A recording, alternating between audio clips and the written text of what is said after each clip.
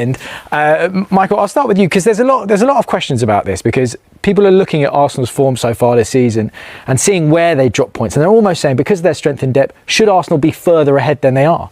Well, I think you can look probably back to last week against Chelsea when Chelsea goes down to 10 men. You think, is that an opportunity to go even further ahead? But I think if you reflect on the week they'd had with the Champions League, winning in the North London derby, I'm sure Mikel Arteta would have gone, it's a positive, as much as it might have been a missed opportunity. But when you go behind at Stamford Bridge, you probably then look and go, it's a good response.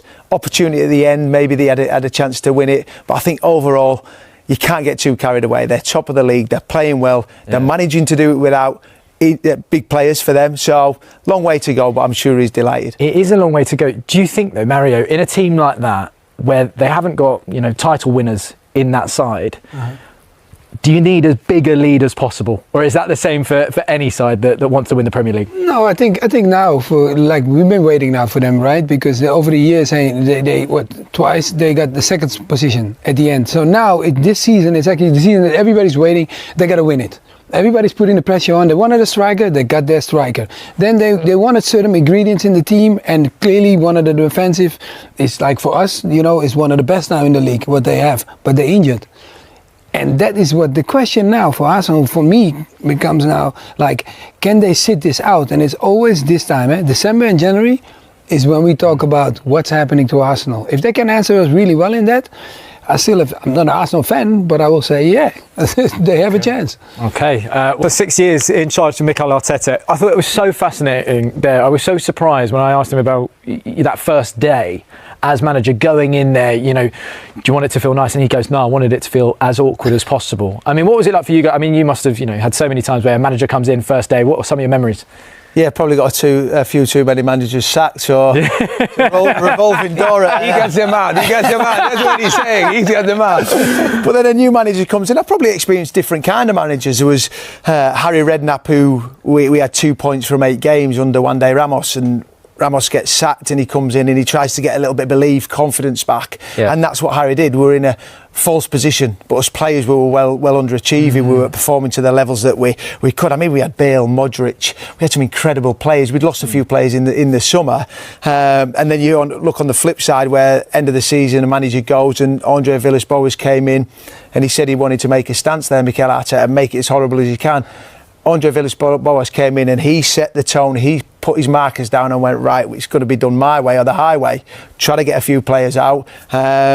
And it was challenging, completely different. But there's different ways about going and getting your best players, getting the best out of the players, for sure. What about you? Yeah, I was at that time, Vialli left Chelsea, and then Ranieri came in. And Ranieri comes in and had a conversation with the group and everything. So I think, we go train. We trained that week. Yeah. And the weekend comes, you're not part of the team. So you're like, okay, you're not part. You know how that feels, right? When you're not part of it, you think like, oh, okay. So then during the week it comes on. They said the reserves are playing, and I'm playing with the reserves, and that is like, wow. You're like, wow, okay, this is interesting. So, but then when you start the game, you say to yourself, I'm going to prove you wrong. Yeah. Fortunate, thank God.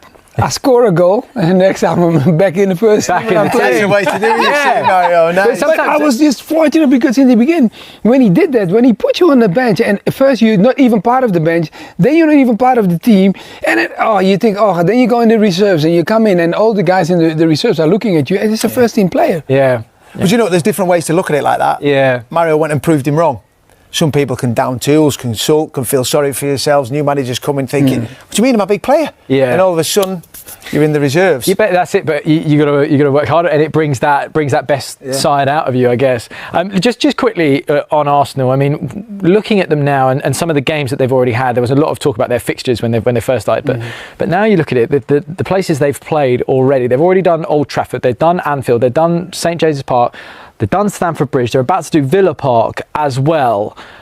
And they're in pretty good stead. I mean, how much of a difference, Dorst, does that make to a side knowing you've got those games out of the way? Well, we'll see after Christmas, won't we? When the games come. I mean, they've got Villa in a short space of time coming up. Big one tomorrow against Aston Villa, the informed team. But they're going away from home, and you have to get over these challenges. You've got to perform whether Saliba will be back is a big one for me. I think missing Saliba and Gabriel, and we can all talk about Declan Rice, we can all talk about the players in the attacking from a defensive point of side. Yeah. It can be huge, but that looks good. I mean, going away to Anfield and the free kick from Szoboszlai was incredible. There wasn't a lot in the game. Yeah. So I think Mikel will take an awful lot of positives out of that, having been away to some tough places. Yeah, you say obviously the influence of Gabriel not being there as well is so huge, but there was also so many people talking about, you know, Arsenal corner FC, that was it, and then you see it now and you actually see the difference in open play goals. We've got this here, so as you can see, the matches that they played with Gabriel. Merce, in terms of Arsenal, we'll talk more about that game to come at the weekend in a short while. Is a terrific night for Arsenal in terms of getting the job done, getting the win, beating Brentford by 2-0, so they've re-established that 5-point lead at the top, but an injury to Mosquera, Declan Rice coming off, so there's sort of pluses and minuses to that night for Arsenal. It all depends how them injuries are, but first of all, we've got to win the game. Got to win the game. They've done that. You know, there's been a bit of pressure on them tonight, only 2 points clear. Everybody waxing lyric, and now they've gone 5 clear again. They've got to hope. I sat on here a couple of weeks ago, Bayern Munich game. I said the one player they cannot miss is Declan Rice. Cannot miss him. He's gone off injured. Hope it's the caution, like just his calf at the back.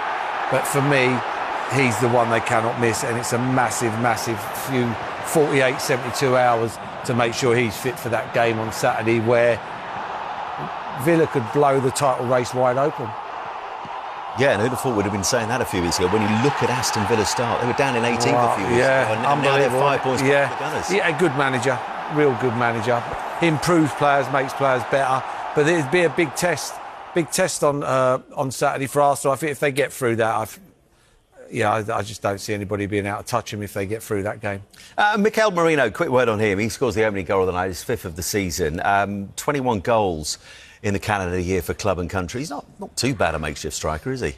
No, he's clever. He's clever. If